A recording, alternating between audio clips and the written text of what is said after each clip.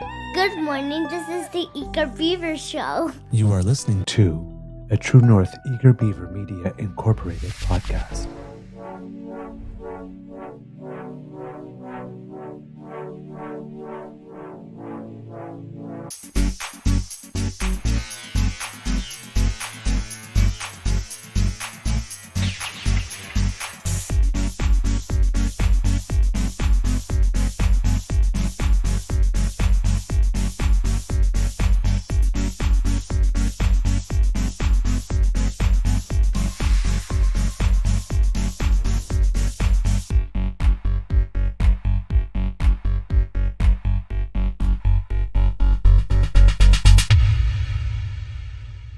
The True North Eager Beaver podcasts are proudly brought to you by our founding sponsors, the Misfit Mysteries from Corvid Moon Publishing, your source for science fiction, fantasy, and cozy mysteries featuring a broad diversity of characters, CanadianTarot.com, your uniquely Canadian online eclectic tarot community, and the Peppermaster, hot pepper sauces made from farm-fresh ingredients to thrill your taste buds and expand your mind.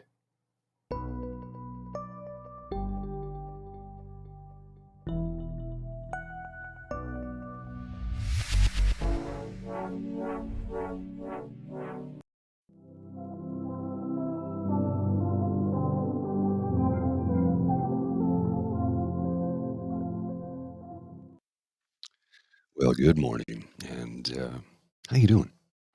This is not the usual format, obviously. I only discovered a few minutes ago that it looks like Mr. Beaver had planned a show for 9:30 that I was not aware of. So I was up at 6. Sorry, I'm just cleaning off my teleprompter there. I was up at 6 a.m. and as usual, thought, you know what? I'll just get everything ready and we'll have a little show.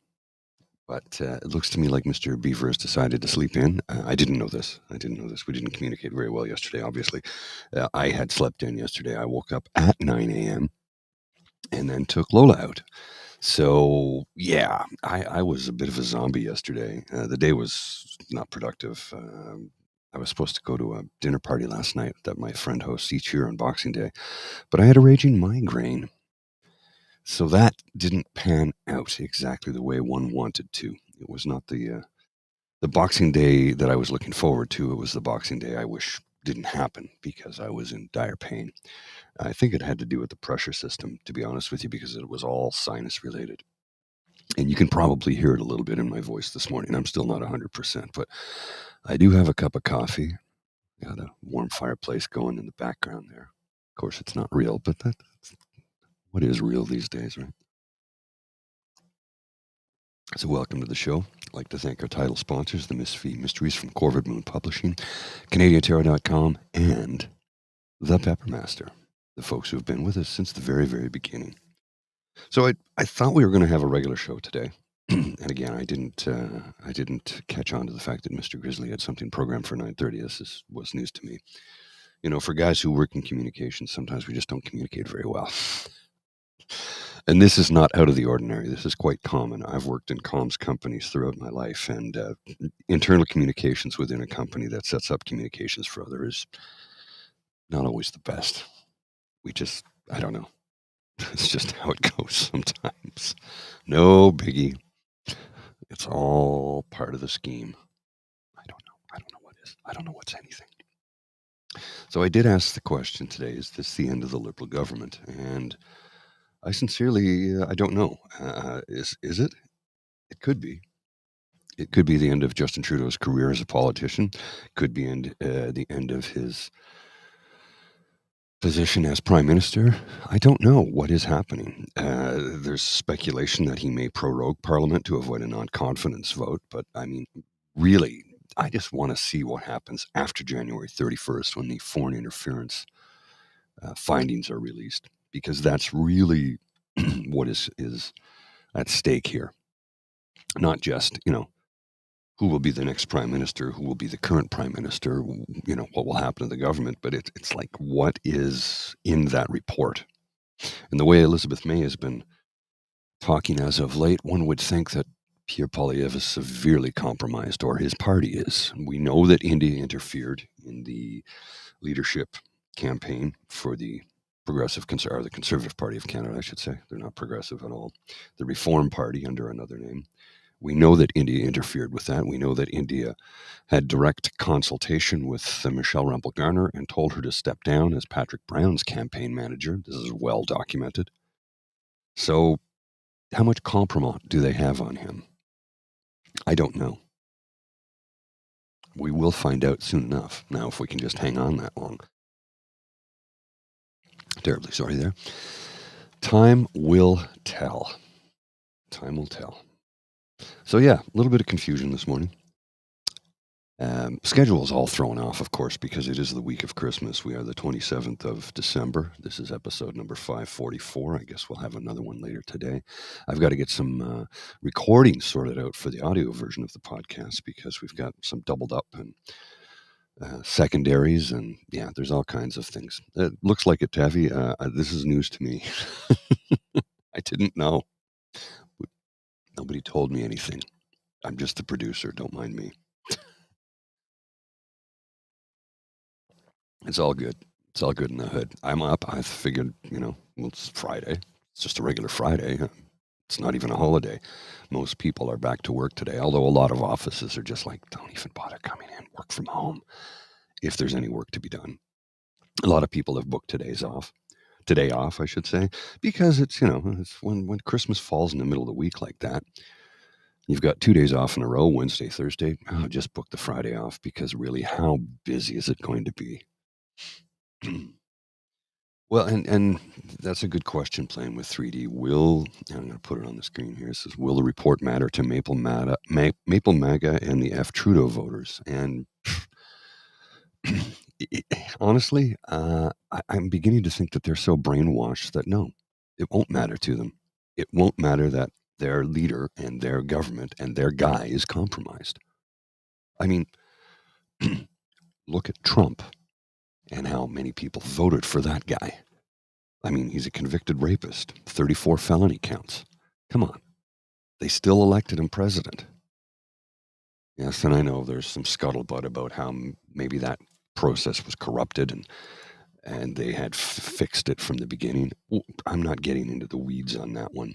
If there's a report that's released about that, that's fine. But as far as I'm concerned, as it stands, it was a free and fair election, and they elected the guy they wanted, even if he is a raging arsehole. And he is. Let's face it. The man's an idiot. He doesn't have diplomacy. He doesn't have tact. He doesn't have... Well, I don't think he has two brain cells to rub together, to be honest with you. But that's my opinion, and I am entitled to it. You want to come for me? Go ahead. Say what you want about me. I don't care.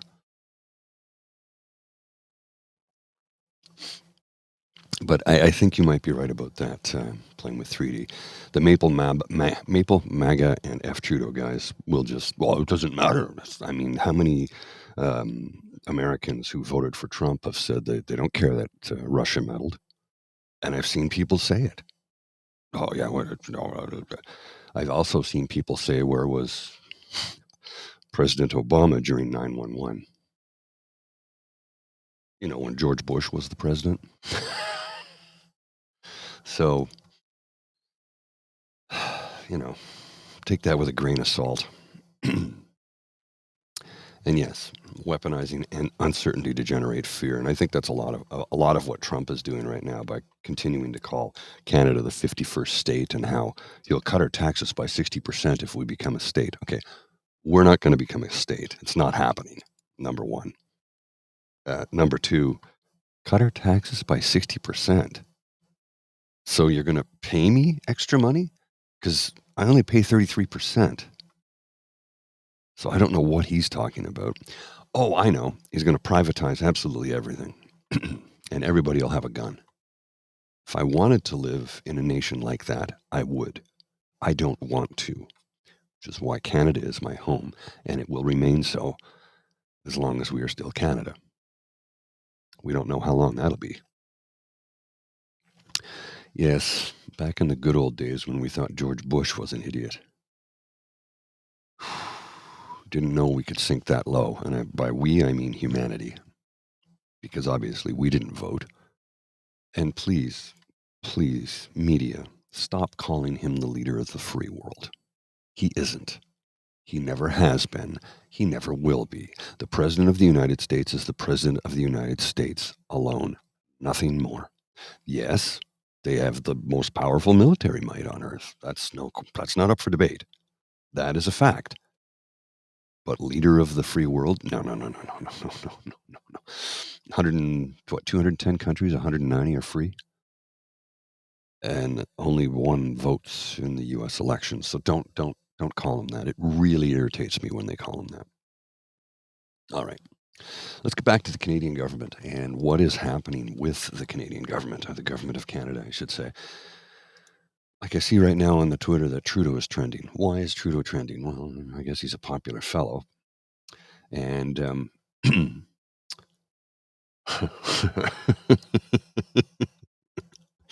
so this is cute. The plebe reporter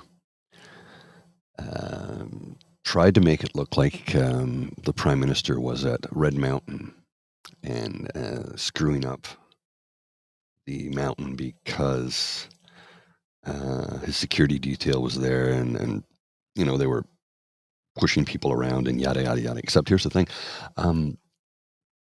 he was actually in the air over Ontario, flying out west when that incident happened. I mean, look, this guy loves to lie.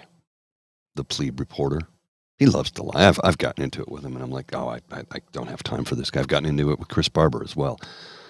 They're just ignorant loudmouths who are ill-informed, probably intentionally. I don't know, but they lie with impunity. And that's the part that troubles me, is because people will believe their lies, and they do it to make money. They don't earn money. They create revenue via their multiple social media streams. I get it. We're doing this for money too. We don't make a secret about that. But we don't lie. And we never will.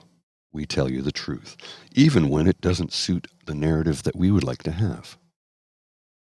I said we would like to have because we don't have a narrative.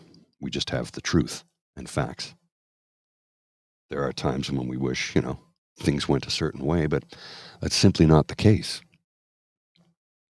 And I've had people approach me and go, what are you going to do if Trudeau steps down? I go, what do you mean, what am I going to do? What do you mean, what am I going to do? I'm going to keep doing a show Monday to Friday at 7 a.m. Why wouldn't I? We're not supported by any level of government. This is us and us alone. And the kits and the cubs who, throw support our way via donations and memberships. And then we started to generate a little bit of ad revenue. Thank goodness.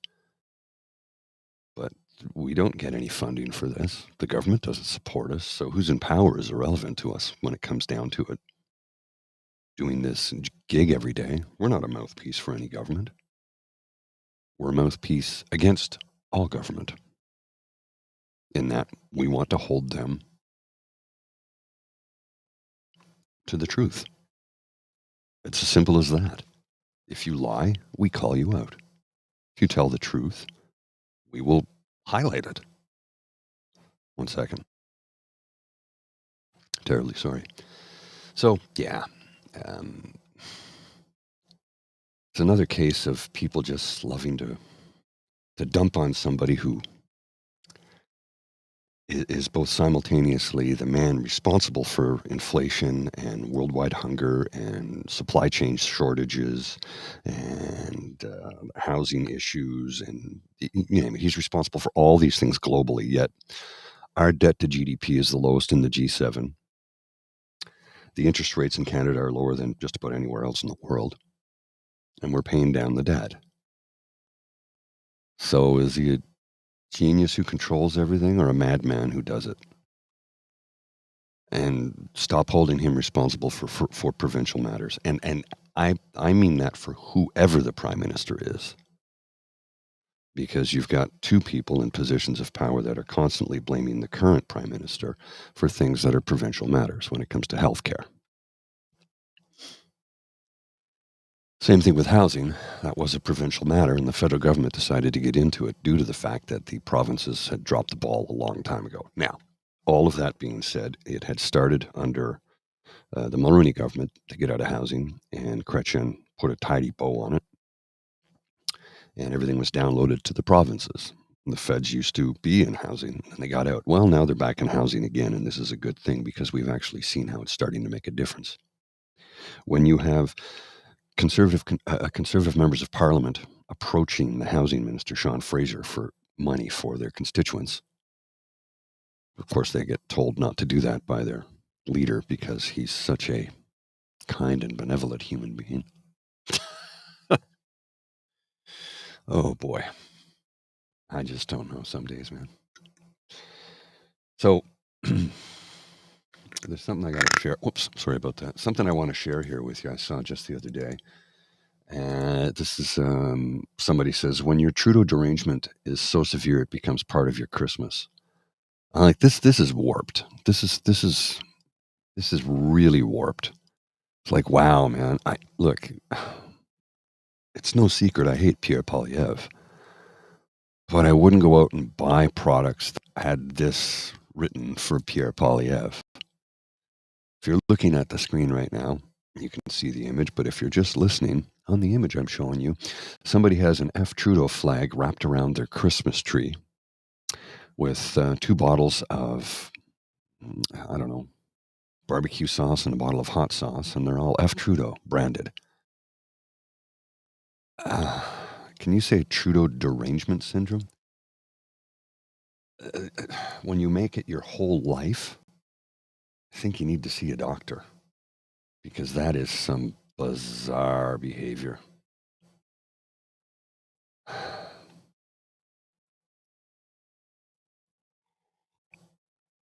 All right. I do, yeah, Trudeau derangement indeed. Swanky Frankie. It's just bizarre. I don't understand it. When they've made it their entire personality to hate on another human being. And I guess, according to, from what I've seen, Pierre Poilievre's Christmas greeting was from Thanksgiving. Apparently. I don't know. He's getting attacked for that. I'm like, fine, whatever. I don't care. You're allowed to do that. It's a free country. Sorry, I got a few things going on in the background here I'm going to have to take care of.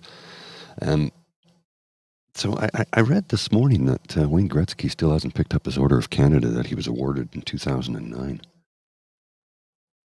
I guess he's a busy fella. I don't know. Seems strange to me. Wouldn't you want to pick that up? I mean, I would think. Oh, I haven't checked my email in a few days. Sorry, I just noticed it's loaded with junk.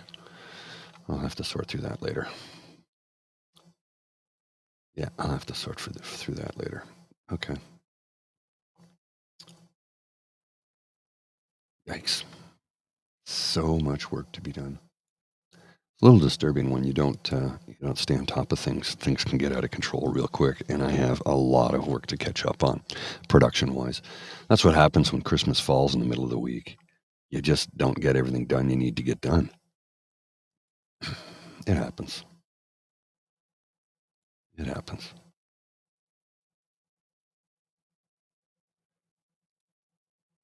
Wow. Little rusty this morning. I might need to have a fisherman's friend at the end of this cup of coffee. Yeah, exactly, Elaine. I hope they didn't make too much of the product because, wow. You're still going to buy it when he's no longer prime minister? Because he's not prime minister forever. Right? Yeah. Well, yes, a man was charged for having a Harper sticker in the back window of his car. I think it was a $500 fine, if memory serves. Somebody in Alberta. Because, we can't have Herr Harper being besmirched in the public sphere because they're so thin-skinned. The thin-skinned conservative snowflakes, because they like to call us snowflakes, but seems they can dish it out but cannot take it. which is not a big surprise to me.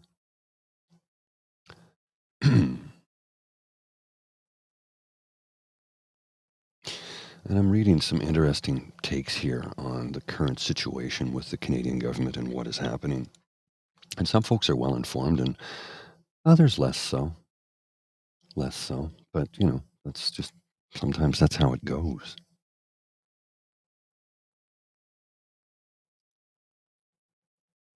People trying to stay informed, I think. I think people want to be informed. But you have so many folks who are just so fed up and tired of mainstream media that they've turned to alternative sources, which is fine. We're an alternative source, but we get all of our information from vetted sources. Every now and then we'll get something that'll come across the feed that I'll read, and then I'll have to dig into it to make sure that it is authentic and not, not somebody's bizarre rambling. Oh, there goes my camera again. It's just playing tricks on me for some bizarre reason. I don't know why. No idea why it keeps doing that. Very, very strange. Technology is wonderful when it does what it's supposed to do, but as of late, it has not been doing what we need it to do. Oh, there it is. I found it. I don't know if anybody can vet this. I keep getting this image online. People telling me that the Christmas greeting that Pierre Poilievre sent out, Joyeux Noël, Merry Christmas, while they're at a Thanksgiving pumpkin patch. I don't know if that's real or not. I keep hearing about it.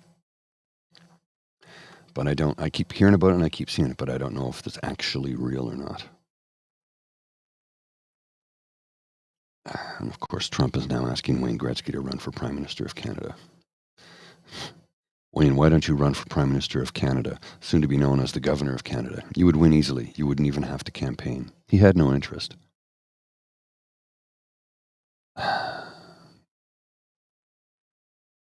Look, Wayne Gretzky was a great hockey player. That's it. That's the end of the statement. That's it. That's the end of the statement. He was a great hockey player. That's all. I mean, what else do you want me to say to that? You want to say he was more than that? I don't think he was, to be honest with you. I think he was just a great hockey player. And that's it. I think that's it. Yeah, I saw that too. Kevin O'Leary speaks for Kevin O'Leary and not for me. Like to smack him in his smug face. Not going to do it. Wanting to do it is one thing. Doing it is another. Doing it would be committing a crime. It's called assault. And we don't do that here. Even though we want to. You can want to. Actually doing it is bad.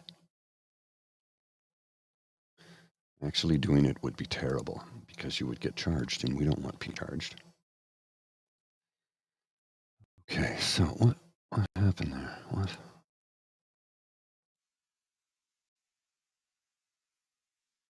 So I got a clip for you here. I'm going to show you. It's just a little over 6 minutes. It's Danielle Smith acquiescing to Trump, basically. I don't know if you've seen this or not. I know it's less to do with federal politics, but it is in the realm of federal politics because she suddenly thinks she's the prime minister or something. I don't know. I'll share this clip with you and I'll be back in just a couple of minutes. Hi.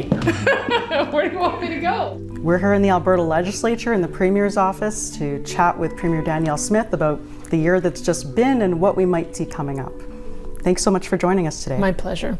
There are potentially some big changes coming south of the border with President-elect Donald Trump coming into the White House. And while he was threatening to put tariffs on Canada, your response might have surprised some Canadians, I think, with saying, yeah, actually, I agree with him. I agree with some of the concerns that he has about the Canadian-US border, drugs, it being a porous location for that. I want you to peel back the curtain a little bit and tell me why you think that response was a good strategy for Alberta. The issue we face in Western Canada is clearly the drug overdose problem, and it's gotten even more acute post-COVID. We've seen it in British Columbia and Alberta, which seems to have a bit of an integrated drug market, and whether the product is coming in from British Columbia and then finding its way down into the United States through Alberta, or precursors are coming into Alberta and then finding their way back into the United States. We have identified this problem years ago. And so Mike Ellis, my public safety minister, had already begun the process of training up a team of sheriffs that could be deployed for border patrol and dedicated to addressing the fentanyl issue. And so it just seemed like, yep, this is a problem that's a problem for us. It's a problem for the Americans. Let's solve it.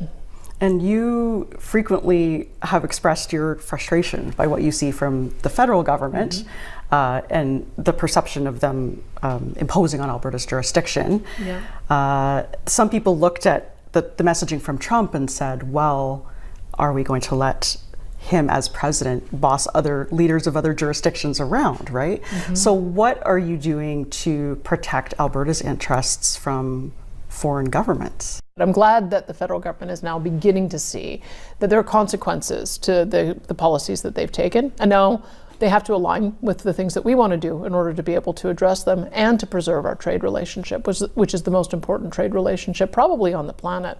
What I think we can do in Alberta is talk to the Americans about how we jointly benefit from our cross-border trade. Alberta in particular, we provide about 4.3 million barrels a day into the US market, which has a huge impact on their ability to provide affordable energy for their citizens. I think that we can use energy as a point of leverage to say, because of this strong relationship, all Canadian goods should be tariff-free. But I think that leading with the energy file is the way to get there. I want to turn to education. This government is making really unprecedented investments in charter schools, not just expanding the number that are allowed to be formed, but also helping them build more buildings, right? Expand their footprint. There used to be a limit of 15 charters in Alberta. That cap was lifted by your predecessor. Now there's 22 charters with 38 schools. What is your vision for charter schools in Alberta? We've seen in the past, unfortunately, that sometimes the public schools, they have low utilization, but they're not prepared to give a school up for an alternative use. And so with that being the case, we felt that we should be able to provide an avenue for some of these new schools to be able to get started. We began with the Charter Hub, which is a way for schools to get started and incubate until they can get to a point where they can go out and find their own school sites. But I would say that the charter school approach has been very successful when they can choose a type of educational format that really works. The public schools are able to adopt it, and that's exactly the kind of innovative model that we want. Healthcare, it had to be on the list, right? It touches every Albertan. You're restructuring Alberta Health Services with this goal of improving care. This idea of restructuring by function, where did that come from? Is it from you? Is it from a consultant? Somebody else? It came from looking into the system and trying to figure out what is the core business that Alberta Health Services is supposed to be delivering. And the answer was everything. And if everything is your core business, then it's really hard to get a focus. But does anywhere do it by function? Does any other jurisdiction, divide it up in that way? And I just wonder what they've achieved by doing that. I think a lot of the hospitals have become they really are the only door that people can enter into our system. So let me tell you how we're envisioning the system. We're going to have primary care be one door. We want everybody to have a family doctor or nurse practitioner. The next door that you go through is if you've got mental health or addiction issues. That's a very specialized type of care that you need. And some of it will be inpatient and some of it will be outpatient. But you need to have dedicated individuals who are trained in that area to provide those services. Then you also need to know that if somebody needs long-term care, that with assisted living, that's a totally different function that can mostly take place in a community. If Alberta Health Services manages everything, all of that comes into the hospital. And so you have people who have very complex needs, seniors with mental health issues, maybe even addiction issues, and this is the most expensive bed that they're in. It's a $2,500 a day bed. What surprises do you have for us in 2025? So many. Tell me. It's not really much of a surprise. I mean, if you look at my mandate letters to my ministers, Now, mandate letters for a time were not made public, and I just felt like if people want to know where we're going, we should tell them pretty clearly. So, if you can see through that there are certain issues that emerge, and we have to deal with them at the time. But my ministers are slowly but surely making their way through. I shouldn't say slowly but surely, quickly and surely making their way through their mandate letters. So we do have a lot more to come in the new year. The main thing, of course, is in February, our budget comes down on the last Thursday, and a lot of the framework for what we're going to be supporting will be revealed in that budget document. There's still some final decisions that need to be made through Treasury Board and going through that process, but that launches us into a new legislative session. Thanks so much for taking. Wow. Well, there goes my camera again. Don't know what is going on. Technology is great when it works, isn't it? Sucks when it doesn't. So yeah, there's Danielle Smith spewing some more of her garbage, which she's so darn good at it seems. Yeah. The constant slogan bashing. It's really, I mean, come on. It's enough. Voice actors, you say, hey, playing with the how may I be able to be of assistance to you?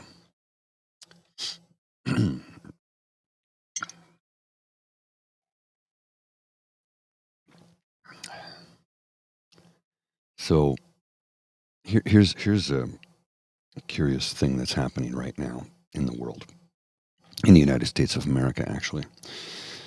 Elon Musk is currently going on about how he wants to bring in more skilled workers with H-1B visas.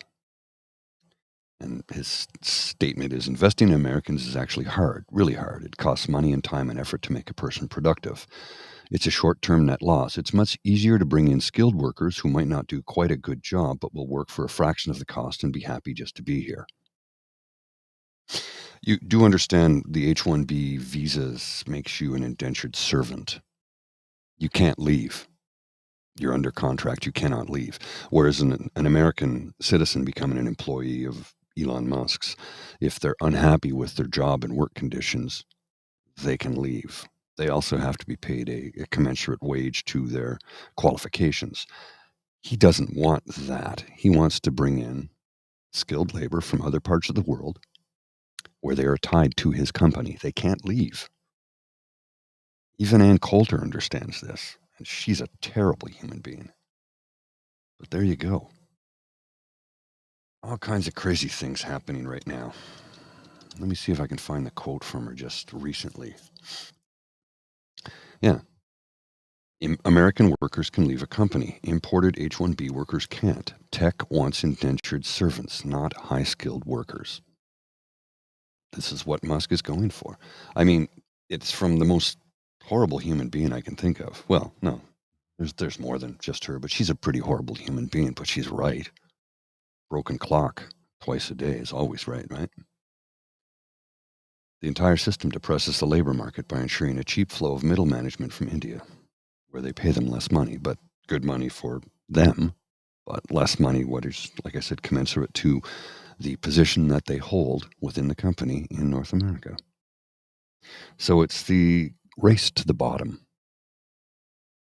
and we all suffer for it. And broligarchs that Pierre Poilievre is now siding up to, Toby Lutke from Shopify. Shopify, I think, is sponsoring his wife's something or another, which means there could be a slight conflict of interest there, but, you know, conservatives don't care because it's money. Pathetic. So I ask the question again, is this the end of the federal Liberals? What's going to happen in the next few weeks? We don't know. It's entirely possible that the Prime Minister will prorogue Parliament. We don't know that that's going to happen. If there's a confidence vote, it won't... God damn it. If there's a confidence vote, it won't happen until after the release of the foreign interference findings.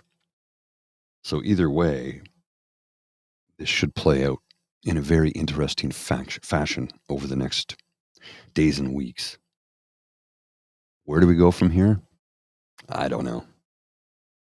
I really don't. It's going to be curious what the country looks like come February.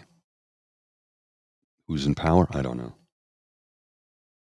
Somebody said to me, what kind of material will you have if Pierre Poilievre becomes the next prime minister? I'm like, are you kidding me? Like, I don't want him there from the standpoint of living in a healthy democracy.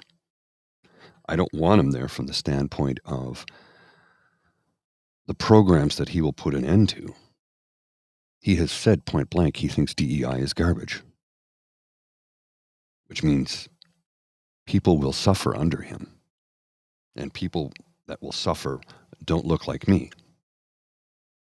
This is what will happen under a Poilievre government. From the standpoint of being a content creator, that's a gold mine. Are you kidding me? We've barely scratched the surface with Danielle Smith and the crap that she's done. Same thing with Doug Ford. We don't have enough time. We could dedicate 4 hours a day, 7 days a week to just the crap that Ford's done, let alone what Danielle Smith is doing. A Poilievre government is a content creator's dream. But I don't want that dream because I know how damaging he will be to this country and to her citizens. So that's where I stand on that.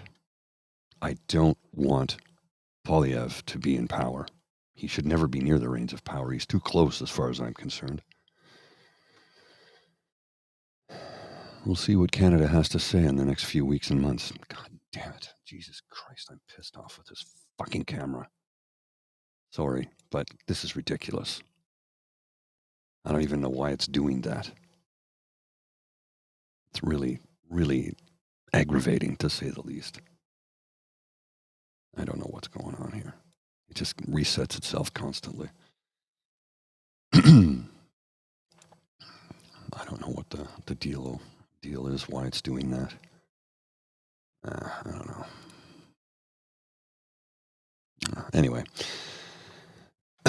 DEI is racist. Diversity, equity, and inclusion. How is that racist, Miguel?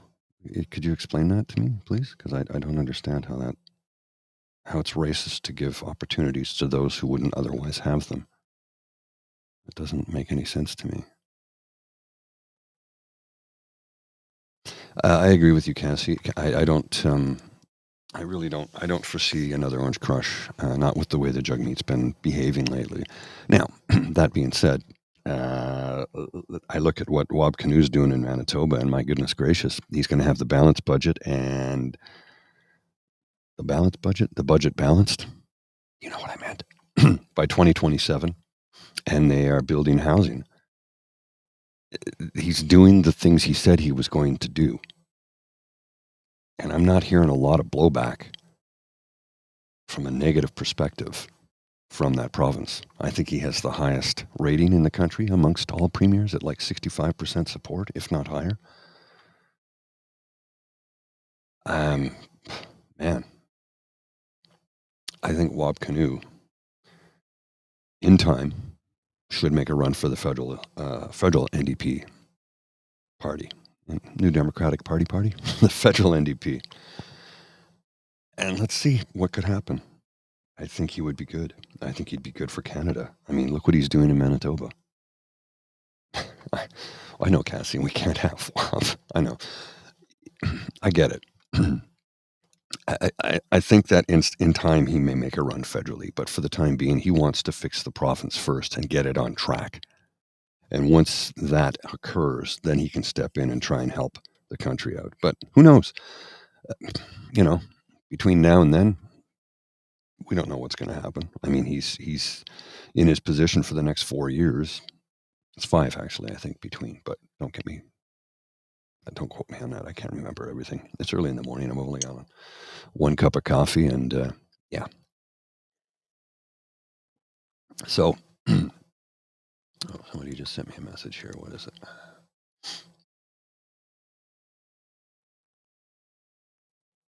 A couple of different that just came in. Oh, this is. Oh yeah, the clip of Trump saying that I'm not going to show that. I can't be bothered with that right now. I don't want to listen to the orange man. Wob for PM in 2028. That's entirely a possibility. But 2028 is not an election year. It's for PM. He could Wob could run for leader of the NDP in 2028. But yeah, I like it. I like your idea there, Linda. After he straightens out Manitoba, we're taking him in Ontario. That would be nice. I don't think that's going to be the way it works, but entirely possible that he could take a trip down the highway and help us out. Who knows? Bloc Québécois is official opposition. Leader says Canadians don't have to fear us. I don't know what he means by that. I'm just going to read this. Bring this over here where I can read it a little bit better. From Bloc Québécois leader Yves-François Blanchet says he's staying modest about the prospect of his party forming official opposition in the next federal election, though it would be a spectacular result. I refuse to see the election in terms of pride or a trophy or to claim to be part of history, he told the CP in a year-end interview. As Justin Trudeau's minority government teeters and polls point to a possible collapse of the Liberal vote, Blanchet said he's staying focused on earning the confidence of Quebecers. Quebecers will give us a mandate and we'll carry it out responsibly by always repeating to ourselves, I hope that we have to live with modesty. The most recent projections from poll aggregator Canada338.com show that if an election were held today, the Conservatives led by Pierre Poilievre would win a crushing majority of 232 seats. The site suggests the Bloc is running a distant second with 45, but ahead of the Liberals with 39 and NDP with 25 and the Greens with 2. You know how I feel about polls. The last 3 federal elections, they said that the Conservatives were going to win in a landslide, and they lost all 3 times. So take the polls with a grain of salt. I don't care for them. If such a scenario were come to pass, the anti-monarchist, Quebec-focused Sovereigntist Party would become His Majesty's loyal opposition, and Blanchet would get the keys to Stornoway, the opposition leader's official residence in Ottawa. If that happens, I can only say that we respect institutions, while having already said that the Senate should be abolished, that the monarchy in Canada should be abolished. But we are not there to break the toys. Blanchet said his party would carry itself with a positive and constructive attitude while continuing to advocate for Quebec's sovereignty. We can expect that when an issue affects all of Canada, including Quebec, we will do our job. When an issue affects just Quebec or almost just Quebec, we're right in our business. The party may be more discreet, however, on issues that impact the rest of English Canada, he said. Blanchet said his party would continue to speak only French in the House of Commons, but when asked if he had a message to English Canada, he said people don't have to fear us. Said the party's position on many issues are well known, and we're not going to pull the ideological rabbit out of the hat. What's good for Quebec is also often good for Canada. That is correct. He added, as examples, he cited his party's recent battles to raise old age security for younger seniors, to ensure supply management is protected in trade agreements, and to remove an exemption for religious speech in the section of the criminal code dealing with hate speech. Blanchet laughed when asked if he'd prefer a medium-sized bloc contingent that holds the balance of power or a larger number of MPs in a majority parliament. An interesting trap question, he said. Either scenario can be worked to his party's advantage, he said, adding that he is focused on getting as many MPs elected as possible. A very strong Bloc Québécois delegation forces any government, to respect what Quebec wants. And the proof is in front of us. Justin Trudeau's government didn't respect Quebec, and it's possible that they'll find themselves with a historically low number of seats in Quebec in the next election. Quebec, he said, is making them pay the price. The Bloc Québécois has formed the official opposition only once before in 1993, after Lucien Bouchard left Brian Mulroney's Progressive Conservatives to found the party. The Bloc, in its first general election, won 54 seats behind John Chrétien Liberals with 177. The incumbent Conservatives were all but wiped off the board, going from majority government to finishing 5th with 2 seats. Trudeau's minority government seems all but certain to fall now that the NDP has announced that it will vote to bring down the government. Blanchet, who has voted against the government since the fall, said he would not support the Liberals under any circumstances and confirmed he would also vote to head for an election at the first opportunity. That means he's resisting the clear temptation, in quotes, to help the government survive long enough to allow his Bill C-282, which protects supply management on dairy, poultry, and eggs, to get adopted in the Senate. There's a lot more at stake in an election than just supply management, he said. It's the whole of trade, the whole of the economy, the whole of international relations, the whole of the treatment of the most disadvantaged, housing, homelessness. Blanchet says he doesn't regret letting the Conservatives paralyze the work of the House of Commons during the fall. Unblocking Parliament without getting his demands met would have made his party as weak as the NDP, he said. If we want to be respected, we have to act accordingly. The government didn't deserve our help. The government, Blanchet said, spent the fall saying privately that they wanted to negotiate without any concrete action to suggest they were serious about doing so. If there's one thing he would do differently, he said, it would be to be more patient. Politicians, he said, should better explain their thinking rather than trying to have the killer line of the day. Ooh, that's a shot across the bow at Pierre Poilievre. Our work doesn't mean anything if people don't understand us, he said. This report was from the Canadian Press, Michael Saba from the Canadian Press. So yeah, that was on CP24. So there you go. Let's see what happens. Let's just roll the dice and see what happens. I'm a little nervous about that, to be honest with you. I don't know what is going to happen, and I hope that Canadians, cooler heads prevail in the next federal election. I get there's a lot of people that are tired, of Trudeau. Leader fatigue, it's called. I get that. But really, you're going to use Poilievre as the alternative choice? Because I think a lot of people just cannot stand the man. Every actual conservative I know, dyed-in-the-wool progressive conservative, can't stand him. They voted NDP last 2 elections because they're like, no, this party is not representative of my beliefs or my ideals. He says, I've heard friends say I'm a progressive conservative, not a social conservative. And social conservative, that's a slippery slope to Gilead. Don't kid yourself. We have people in this country who want to run this like a theocracy. Marcy McDonald wrote a book about it. I'm currently reading it. I read a lot, so it's trying to get things clamped down is difficult some days. I'm also narrating stuff at the same time, so, Anyway, I think I'm going to put a bow on that, folks, because I need another cup of coffee. I am a little tired. And yes, you are, Cat W. People are tired of Poilievre as well. Especially his bluster and his blowhard and his constant putting down of the country and of her people. You can only say that so often before people get tired of it. And I think that's where we are right now. People are tired of it. Especially his constant, it's broken and I'm the only one who can fix it. Hey, Kenny, how's it going? So yeah, I think it's high time that we pay attention as a nation as to what's going on. Pull our heads out of the sand and use the thing that works best to disinfect the poison. Bring it all out into the light. January 31st will be that day, and boy, oh boy, I can hardly, that's like Christmas Day for me. I can hardly wait to see what that report has to say. Maybe we'll find out something about the Canadian government that we don't know. Maybe we'll find out that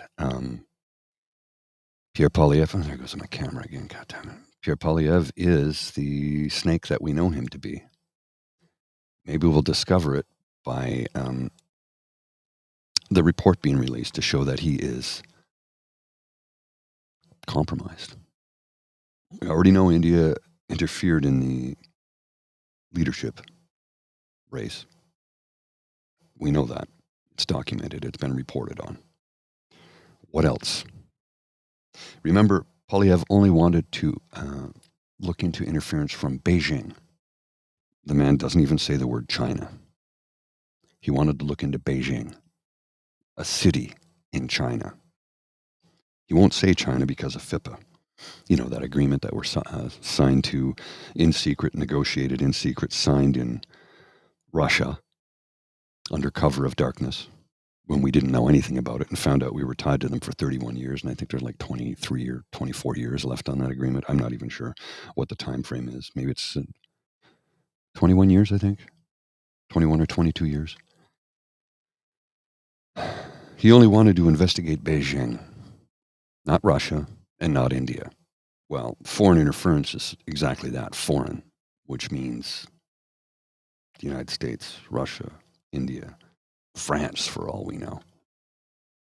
That's not an accusation. I'm just throwing the name of a country out there because it's a foreign nation. And if they interfered, that's foreign interference. You can't just investigate Beijing.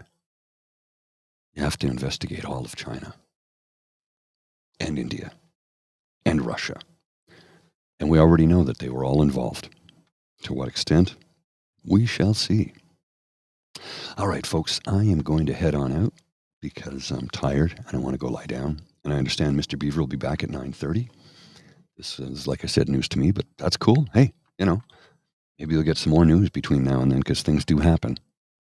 When I sign off, he'll be back in about an hour and a half, or he'll be on in about an hour and a half. So who knows what's going to take place between now and then? We will find out. So thanks again to our title sponsors, the Misfit Mysteries from Corvid Moon Publishing, CanadianTarot.com, and the Peppermaster. If you want to find us online, you can find us at podpage.com/True North Eager Beaver. And you can also donate to us at our coffee channel if you go to that QR code that's up in the right-hand corner, which is also AKA, I will put it on the screen, it's ko-fi.com/Eager Beaver. And if you go to the pod page, it's podpage.com/the True North Eager Beaver with a hyphen between each one of those words. The True North Eager. Put a hyphen between all those words and you're good to go. Take you right there. Or you can just scan the QR code on the screen, which is just below my microphone. And that will take you to our pod page where we have all of the audio only versions of our shows. So you can listen at your leisure. If you're driving along on a road trip somewhere, there's 539 episodes, I think, or something like that. We'll get caught up soon. Don't worry. I'm working on them as we speak. I just need some titles to get them up and online. But we will have some more product for you very, very soon. Later today, actually. So thanks again for coming out. We really do appreciate you. If you want to scan those QR codes, the one will take you to the pod page where you can get all of our product for free. Or if you want to donate and help us out, maybe we'll run a telethon in the future. We'll have a fundraising telethon. Need to get some money in the coffers so we can increase our advertising and promotions budget so we can get more subscribers and more viewers because, ultimately we want to grow the channel. So maybe a telethon to raise some money. I don't know. It's a suggestion. Tell me what you think. If you think it's an insane idea, we won't do it. And if you think it's an interesting idea, there you go. All right, folks, I'm going to head on out. So you have yourselves a wonderful day. Happy Friday. And see you soon. You are listening to a True North Eager Beaver Media Incorporated podcast. The True North Eager Beaver podcasts are proudly brought to you by our founding sponsors, the Misfit Mysteries from Corvid Moon Publishing, your source for science fiction, fantasy, and cozy mysteries featuring a broad diversity of characters. CanadianTarot.com, their uniquely Canadian online eclectic tarot community, and the Peppermaster, hot pepper sauces made from farm-fresh ingredients to thrill your taste buds and expand your mind.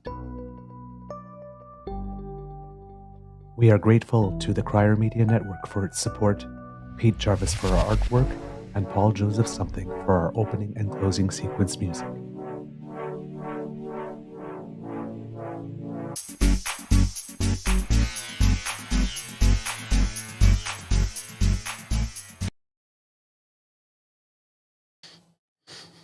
Oh, hey, I'm back. Yeah, I thought I'd come back for a minute or two to show you the Boxing Day picture because the first time I saw it, I'm like, I don't understand what this is all about. Then I got it. This is this is an AI generated image of Pierre Poilievre. Happy Christmas, I guess, because he was in a pumpkin patch for his Christmas photo. Apparently, it's authentic. I showed it earlier. All right. I'm going to head on out. I'll see you later. You take care.